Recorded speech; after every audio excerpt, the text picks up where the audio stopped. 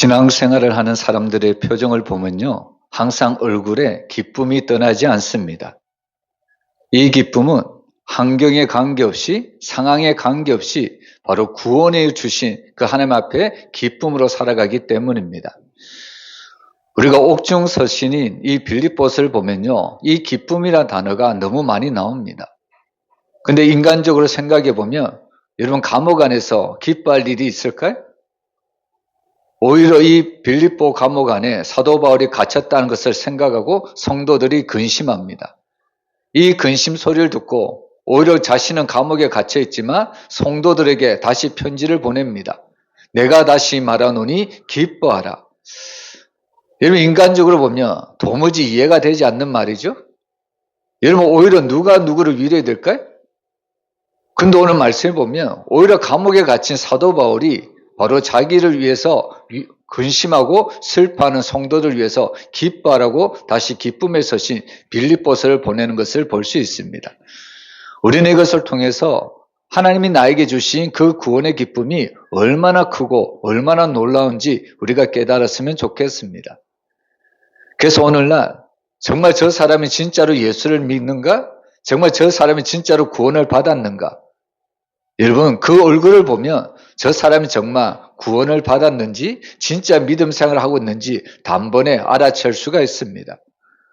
어떤 사람을 하나님을 잘 믿는다고 하면서 날마다 그 표정을 보면 마치 도살장에 끌려가는 그 사람 표정을 짓는 사람이 있습니다. 근데 어떤 사람은 남들이 볼 때는 정말 땅속으로 어떻게 보면 정말 땅 깊은 속으로 어려운 환경에 처해 있는데도 그럼에도 그의 얼굴은 항상 밝게 빛나는 모습을 우리가 볼 수가 있습니다.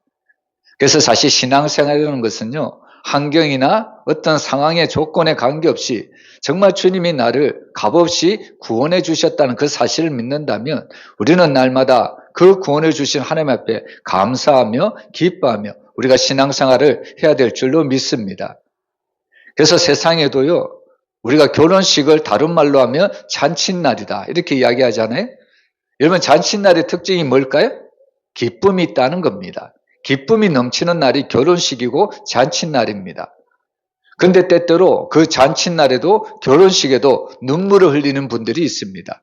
바로 부모님들이죠. 근데 우리가 오해하지 말 것은 그 기쁜 날에 눈물을 흘리는 그 부모님의 눈물은 슬픔의 눈물이 아니라 기쁨의 눈물이라는 겁니다. 그래서 오늘 하나님이 우리에게 주신 말씀도 복음이라고 이야기하잖아요. 여러분 복음은 어떤 의미가 있습니까? 바로 기쁜 소식이다 이렇게 이야기하고 있습니다. 세상이 줄 수 없는 구원의 소식을 하나님이 우리에게 말씀해 주셨기 때문에 우리는 그 복음을 기쁜 소식이다 우리가 이렇게 외칠 수밖에 없습니다.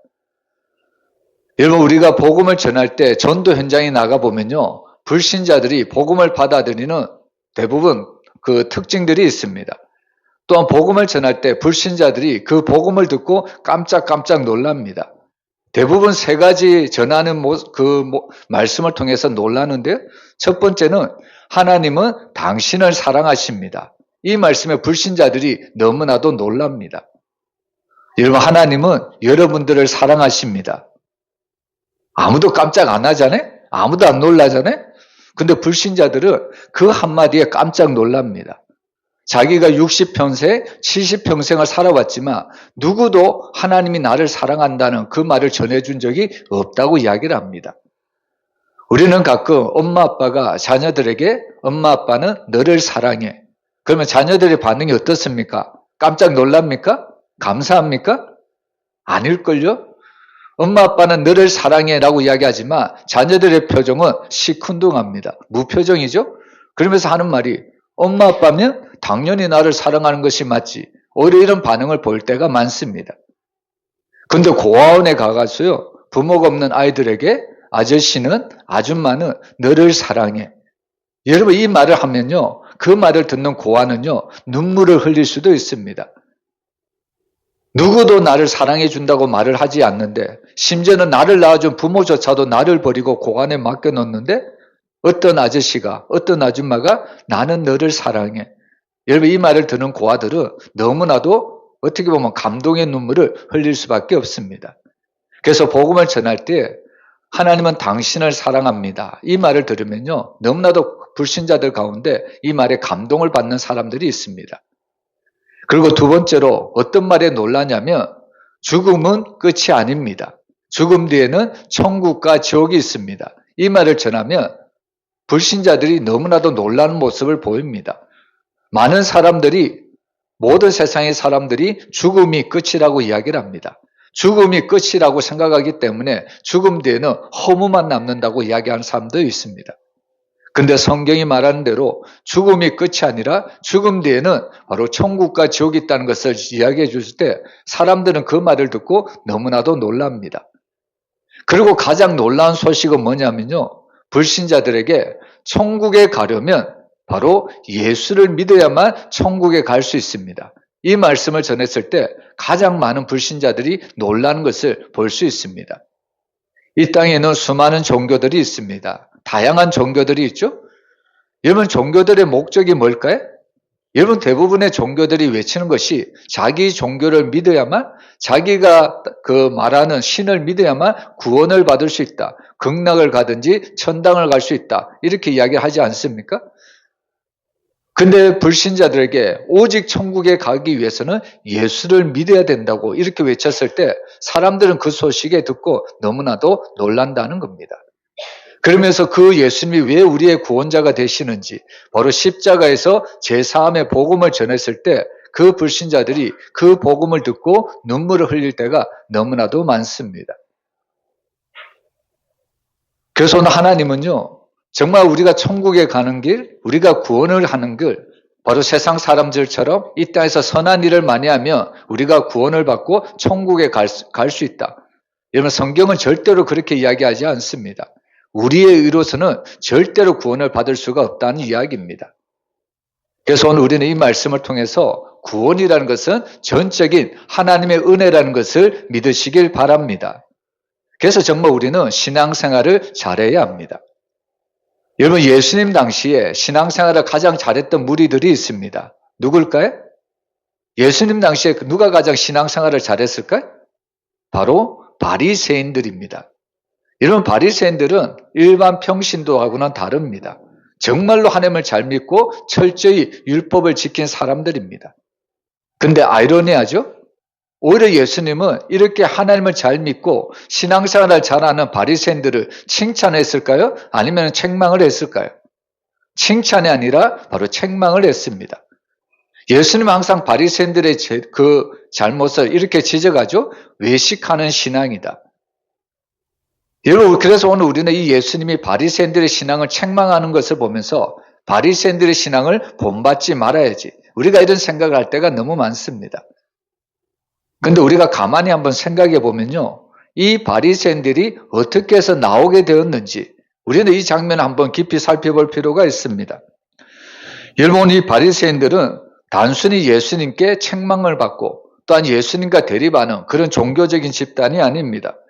원래 바리새파가 처음 출발했을 때는 순수한 바로 신앙운동으로 출발을 했습니다. 이 바리새인들은요, 이 바벨론의 포로 이후에 다시는 하나님의 심판을 받지 않기 위해서는 율법을 철저히 지킨다는 그런 의미로 신실한 바로 신앙운동으로 그들은 바로 이 집단이 생겨났다는 이야기입니다. 그리고 특별히 신약 시대에는 헬라 문화가 이 유대인들 가운데 들어옵니다. 여러분, 헬라 문화가 어떤 문화일까요? 우리가 잘 알듯이 그리스, 바로 제우스 같은 우상 문화입니다. 그런 우상 문화가 바로 그 유대인 세계 속에 들어오기 때문에 바로 이 유대인들조차도 그 신앙에 어떻게 보면 혼탁이 일어날 수가 있었다는 말씀입니다. 그래서 오늘 이 바리새인들은 오히려 이런 세상과 구별되어 살기 위해서 철저히 말씀을 지키고요, 철저히 율법을 지키기 위해서 그들은 자기 나름대로 바로 신앙 집단을 만들어내고 있습니다. 그래서 바리새인들의 그 이름의 뜻을 살펴보면 분리된 자들, 구별된 자들, 오늘 우리에게 이런 뜻을 가져다 주고 있습니다. 여러분, 성도는 이 땅에서 어떤 삶을 살아가야 될까요? 성도는 이 땅에서 섞여 살아가긴 하지만 세상과는 전혀 다른 구별된 존재로 살아가야 합니다. 그래서 사실 바리새인들은 바로 이런 세상과 혼탁되지 않기 위해서, 혼합되지 않기 위해서 바로 철저히 말씀 중심으로 일어났던 집단이 바로 바리새인입니다. 그래서 오늘 이 바리새인들은요, 성전에서 제사를 드리는 것에 단순하게 만족을 느끼지 않습니다. 그들은 일상의 삶 전체에서 하나님 앞에 거룩하게 살고자 했던 무리들입니다. 우리가 가끔씩 코람데오 이렇게 외치죠? 여러분 신앙인들은 늘 코람데오 그런 신앙을 가져야 합니다. 어떤 뜻일까요? 항상 하나님 앞에서. 여러분 신앙생활은 교회에서만 신앙생활하는 것이 아니라 우리의 삶 속에서도 우리는 하나님 앞에서라는 신앙생활을 해야 합니다. 남이 보든 남이 보지 않든 늘 하나님은 나를 지켜보신다는 그런 신전, 그런 의식을 가지고 우리는 거룩한 믿음 생활을 해야 합니다. 그렇게 거룩하게 믿음 생활을 했던 대표적인 인물이 요셉이라는 사람이죠. 여러분 요셉은 누가 보든 누가 보지 않든 항상 하나님 앞에서라는 그런 코람데오 신앙을 가지고 살아갔던 경건한 신앙인이었습니다. 그래서 오늘 이 바리새인들은 성전에서 제사를 드리는 것만 거룩한 제사를 드리는 것이 아니라 그들의 삶을 통해서도 그들의 삶 전체에서도 거룩한 삶을 유지하려고 신앙을 지키려고 했던 사람들이 바리새인들입니다. 그래서 그들의 삶을 보면요, 그들은 음식이나 안식일이나 정결 규례까지 철저히 지키면서 삶 전체가 예배가 되어야 된다고 믿음 생활을 하고 있습니다. 여기까지만 보면 너무나도 아름다운 신앙입니다. 여기까지만 보면 너무나도 순수한 신앙입니다. 근데 문제는 여기서부터 시작됩니다. 여러분 이 바리새인들은 처음에는 하나님을 향한 열심이었지만 시간이 지나면서 그 열심이 점점 기준이 되고요. 그리고 그 기준이 조건이 되기 시작합니다.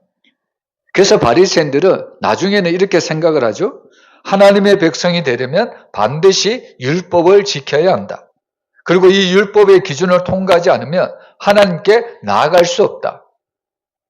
처음에는 순수한 신앙으로 그들은 하나님의 말씀을 지켰지만 결국에 그 율법이 점점 조건이 되고 그 조건이 결국에 하나님 앞에 나가는 바로 걸림돌이 되기 시작했다는 말씀입니다. 여러분 사실 오늘 이 바리새인들이 주장하는 것은요, 단순한 신학적인 의견이 아니라 바로 죄에 대해서 깊이 연결되어 있다는 것을 우리가 깨달아야 합니다. 바리새인들은 죄를 이렇게 이해합니다. 바로 율법을 지키지 못하는 것이 죄다. 바리새인들은 바로 이렇게 생각을 하고 있습니다. 그러면 죄의 해결은 단순하죠? 율법을 지키지 못하는 것이 죄라고 생각한다면 바리새인들은 죄의 해결을 어떻게 생각할까요? 반대로 율법을 지키면 죄를 용서받을 수 있고 죄를 해결할 수 있다. 바로 이렇게 생각을 하고 있다는 겁니다. 근데 성경은 죄에 대해서 뭐라고 이야기할까요? 세상에는 죄를 단순한 인간들의 나쁜 행동 몇 가지를 들어서 죄라고 이야기합니다. 근데 성경에는 이 죄의 근본적인 뿌리를 우리에게 설명을 하고 있는데요. 여러분 죄는 단순한 행동의 문제가 아니라 하나님 없이도 스스로 의로워질 수 있다고 이야기하는 그 자체가 바로 죄라는 것을 우리에게 말씀하고 있습니다. 바리새인들이 말씀하신 것처럼 율법을 지켜야 구원을 받는다. 겉으로는 거룩해 보입니다. 그러나 실제로는 하나님이 하시는 구원을 내가 스스로 그 구원을 이루려고 하는 엄청난 큰 죄악이라는 것을 우리가 깨달아야 된다는 말씀입니다. 그래서 오늘 우리가 이 본문을 우리가 몇 주 전부터 계속해서 보고 있지만 여러분 오늘 본문 속의 논쟁의 핵심은 유대에서 온 사람들이 바로 이방인도 구원을 받으려면 할례를 받고 율법을 지켜야 된다 이렇게 주장을 하고 있습니다. 근데 사실 이 주장은 유대인들 관점에서 보면 틀린 말이 아닙니다. 너무나도 이들의 입장에서는 너무나도 당연한 말입니다. 여러분 왜 이스라엘이 구약에 아수르에 또 바벨론에 포로가 되고 멸망을 당했을까요? 그들이 포로로 잡혀갔을 때 그들은 그때서야만 깨달았습니다. 우리가 하나님의 말씀을 지키지 않은 결과 우리가 이방 나라의 포로가 되었구나. 여러분 그때부터 오히려 그들은 포로로 잡혀갔지만 오히려 하나님의 말씀, 율법을 더욱더 지키려고 노력을 했다는 이야기입니다. 그래서 사실 유대인들은 바로 하나님의 율법을 지키는 것만이 구원을 받는 길이야. 평생 그것을 믿고 지금까지 신앙생활을 해오고 있었습니다. 그래서 이방인도 구원을 받으려면 믿는 것 위에 바로 하나님의 말씀하신 율법을 지켜야 되고 바로 할례도 행해야만 진정한 구원을 받을 수 있다. 바로 이 유대인의 정체성을 이방인에게 강조하기 시작합니다. 그런데 오늘 하나님은요, 그들의 생각을 넘어서는 우리에게 은혜의 복음을 전하고 있습니다. 여러분, 우리는 이 말씀을 들을 때에 우리가 생각하고 우리가 기억하고 우리가 아는 그 신앙의 수준을 내려놓아야 합니다. 때때로 신앙이 왜 무섭냐면 내가 생각하는 것이 옳다고 믿기 때문입니다. 내가 생각하는 것이 전부라고 생각하기 때문입니다. 그래서 혹시나 내 옆에 있는 사람이 다른 주장을 하면 그것은 틀린 것이라고 우리가 주장할 때가 너무나도 많습니다. 여러분, 이것이 어떻게 보면 신앙생활 하는 우리에게 엄청난 큰 위험이라는 겁니다. 여러분, 오늘 이 시간에는 정말 우리가 아는 신앙 지식, 우리가 아는 구원관, 그 모든 것들을 내려놓고 오늘 하나님이 우리에게 하시는 말씀이 무엇인지 우리가 그것을 깨닫는 은혜가 우리 가운데 있기를 주의 이름으로 축원합니다. 오늘 우리가 첫 번째로 볼 것은 하나님은 이미 일하신 것을 증언하게 하시는 분입니다. 우리 12절 말씀 우리 한번 같이 읽어보겠습니다. 온 무리가 가만히 있어 바나바와 바울이 하나님께서 자기들로 말미암아 이방인 중에서 행하신 표적과 기사에 관하여 말하는 것을 듣더니, 여러분, 지금 예루살렘 교회는 매우 중요한 결정을 앞두고 있습니다. 이방인도 과연 구원을 받을 수 있는가? 그리고 이방인이 구원을 받으려면 어떤 절차를 거쳐야 되는가? 유대인 형제들이 주장하는 것처럼 이방인도 구원을 받으려면 반드시 율법과 할례를 받아야만 구원을 받을 수 있는가? 여러분, 이 예루살렘의 종교회의는 단순한 회의가 아닙니다. 여러분, 이 예루살렘 종교에서 어떤 결론을 내리느냐에 따라서 앞으로의 모든 사람들이 신앙생활을 정말 은혜로 신앙생활을 할 것인가? 아니면 여전히 유대인처럼 율법과 할례를 지키는 그런 율법적인, 어떻게 보면 그런 신앙생활을 할 것인가? 이 예루살렘 종교회의에 따라서 완전히 나뉠 수가 있기 때문입니다. 근데 놀랍게도 여러분, 이 논쟁의 한가운데서 사람들은 이제 강하게 자기 이야기를 하는 것이 아니라 점점 자기의 입을 멈추기 시작합니다. 자기의 입을 닫고요, 오히려 자기가 할 말을 어떻게 보면 침묵하기 시작합니다. 오늘 12절에 보면 온 무리가 가만히 있었다, 이 이야기를 하고 있습니다. 온 무리가 가만히 있었다는 것은 무리들이 조용해졌다, 이런 의미가 아니라 여러분, 자기 판단을 멈추고 이제는 이 바나바와 바울이 그 말씀하신 것들을 받아들일 준비가 된 상태를 이야기하고 있다는 겁니다. 앞에서는 유대에서 온 형제들이 율법과 할례를 너무나도 강조하고 있습니다. 근데 그렇게 강조했던 그들이 이제 바울과 바나바가 한 얘기에 귀를 기울이고 자신들의 한 말을 접어두고 있다는 말씀입니다. 여러분, 왜 유대에서 온 형제들이 바울과 바나바가 한 이야기에 자신들의 모든 주장을 접을 수 있을까요? 그 이유는 분명하죠. 바로 바울과 바나바가 한 모든 것들은 하나님의 일을 증거하고 있기 때문입니다. 여러분, 바울과 바나바가 말한 내용이 뭐냐면 하나님께서 자기들로 말미암아 이방인 중에서 행하신 표적과 기사를 말하고 있습니다. 여러분, 하나님께서는 특별히 바울과 바나바를 통해서 놀라운 표적과 놀라운 기사를 보여주고 있습니다. 여러분, 표적과 기사는 어떤 일이 일어날까요? 여러분, 성경에서 말하는 표적과 기사, 하나님께서 그것을 우리에게 보여주시는 이유가 있습니다. 우리도 신앙생활 할 때 하나님이 나에게 이런 표적, 기사, 이적을 보여주면 너무나도 좋겠다. 이런 기적만 보여주면 나는 신앙생활을 잘할 수 있겠다. 하나님만 더 잘 믿을 수 있겠다. 우리는 이런 생각을 참 많이 하죠. 근데 예수님도 행하신 표적과 기사, 또 바울과 바나바가 행한 그 표적과 기사는 하나님이 분명히 보여주시고자 하는 목적이 있다는 겁니다. 여러분, 그 목적이 뭐냐면 바로 하나님의 나라에 대해서 하나님의 표적과 기사를 보여주신다는 말씀입니다. 바로 하나님의 구원을 위해서 하나님의 이런 놀라운 일들을 우리에게 보여주시는 겁니다. 단순히 우리들이 복을 받기 위해서 하나님의 기사와 표적을 보여주시는 것이 아닙니다. 그 강팍한 심령도 결국에 하나님이 보여주신 하나님의 나라, 그 구원의 그 표적과 기사를 보여줘야만 그 강팍한 심령이 무너지고요, 결국 하나님 앞에 돌이킬 수 있기 때문입니다. 그래서 오늘 많은 유대인들이 바로 이 바울과 바나바가 행한 하나님이 행하신 그 놀라운 표적과 기사를 보고 자신들의 모든 입을 닫고 있습니다. 그래서 사실 여러분 신앙생활이라는 것은 무엇이냐면 무엇이 옳은가가 아니라 하나님이 무엇을 하셨는가, 우리가 여기에 신앙에 초점을 맞추고 우리가 신앙생활을 해야 합니다. 여러분 사람들은 종종 자신이 옳다고 이야기를 하죠. 여러분 자신이 옳다고 이야기하는 사람들 무리에 가보면요, 그곳에는 늘 다툼이 있고 싸움이 그치지 않고 분란이 일어나는 것을 볼 수가 있습니다. 안타까운 것은 세상의 무리들만 그런 것이 아니라 교회 안에도 여전히 자기의 옳음을 주장하는 사람들이 많습니다. 남의 말은 전혀 듣지 않고 오히려 자기 말만 들으라고 이야기하는 사람들이 너무 많은 거죠.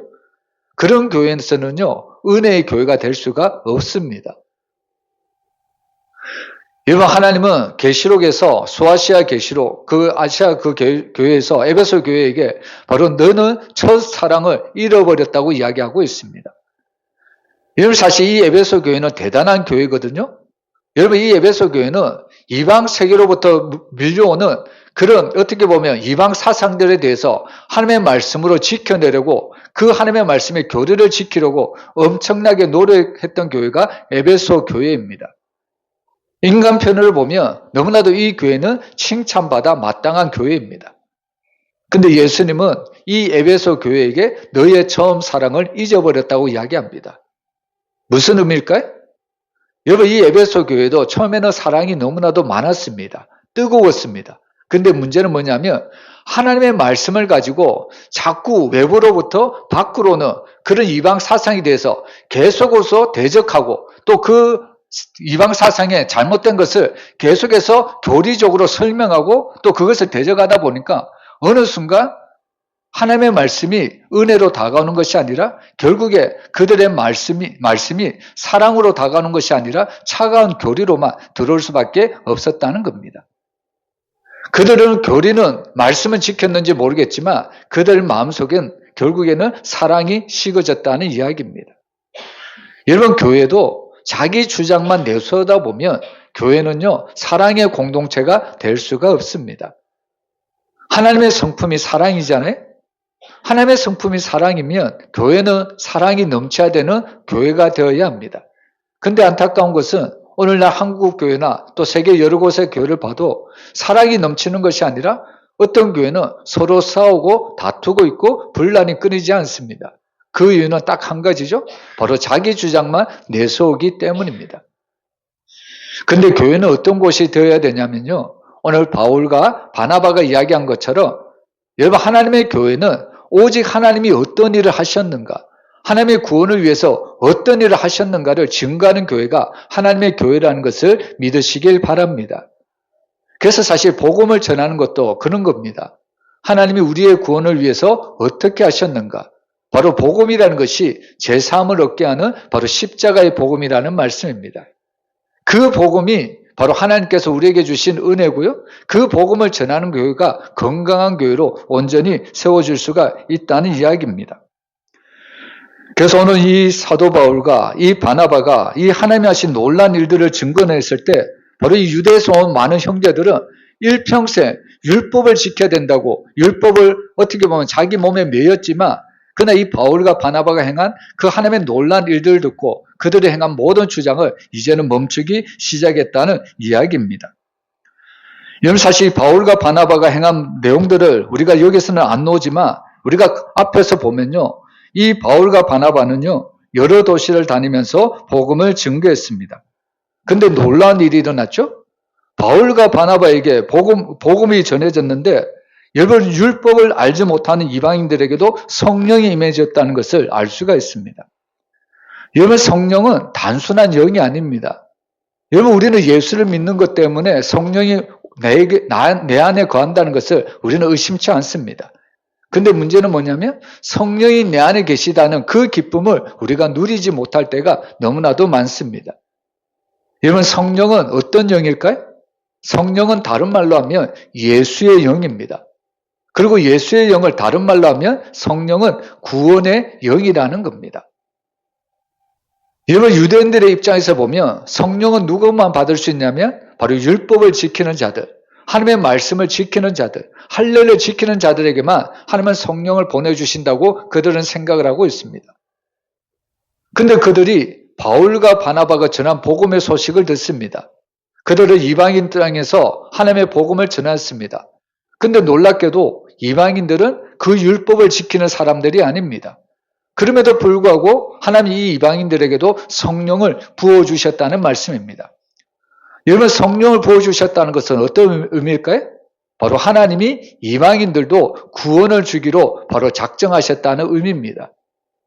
여러분, 이 소식을 듣고 또 이 사실을 보고 유대에서 온 형제들도 자신들이 주장의 모든 것들을 멈출 수밖에 없었다는 겁니다. 그래서 사실 성령이라는 것은 단순한 영이 아닙니다. 여러분, 우리 한국교회가 전 세계가 부러워할 만큼 어떻게 보면 갈목 하나 엄청난 부흥을 이루었습니다. 여러분, 한국교회의 부흥이 일어나게 된 이유가 뭘까요? 여러분, 한국교회가 이처럼 부흥하게 된 원인이 있습니다.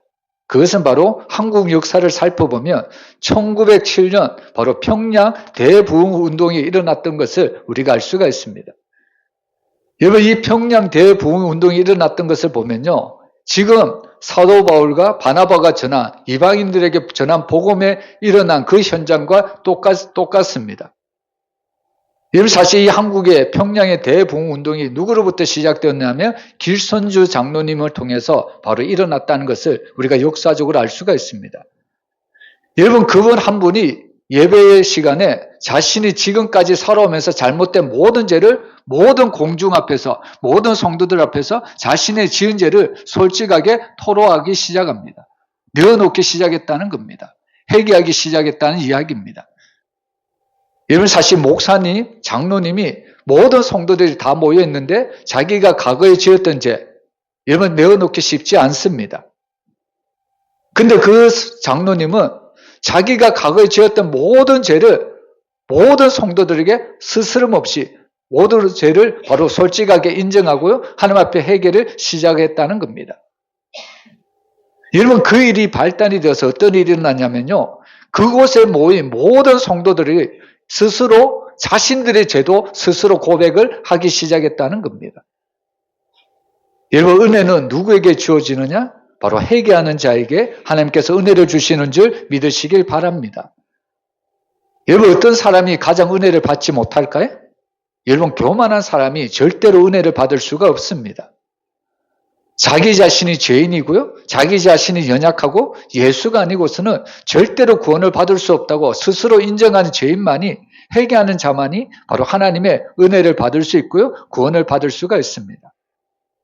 바로 이 길선주 장로님의 한 분의 회개를 통해서 그곳에 모인 수많은 성도들이 자신들의 죄를 고백합니다. 그리고 그 고백한 죄가 결국에는 한국 모든 성도들에게 똑같이 고백이 되기 시작합니다. 여러분, 그 역사는 단순한 사람의 역사가 아닙니다. 바로 이 일은 성령의 역사였다는 것을 한국교회를 통해서 우리에게 분명히 보여주고 있습니다.